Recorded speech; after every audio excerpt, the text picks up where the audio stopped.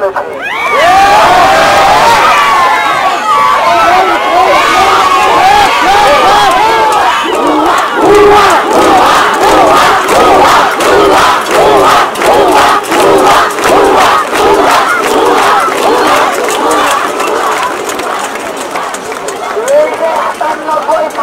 মানুষকে রাজাকার বলে দূরে ঠেলে দেয়া, এইটা কি কোন প্রধানমন্ত্রীর দায়িত্বশীল আচরণ হতে পারে? এইটা কি কোন দায়িত্বশীলের আচরণ হতে পারে? কথা বললো কেন? আমরা এর জবাব চাই। আমরা রাজপথ ছাড়বো না।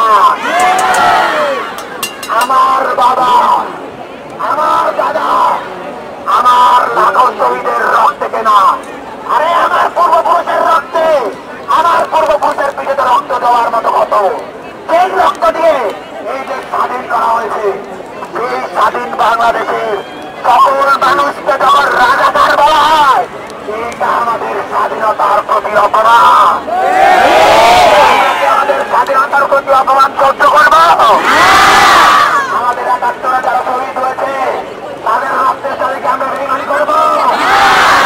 এই ২ লাখ মানবের সংগ্রামের বিনয়ে আমরা এই বাংলাদেশ পেয়েছি, তাদের প্রতি কি অবিচার আমরা সহ্য করবো?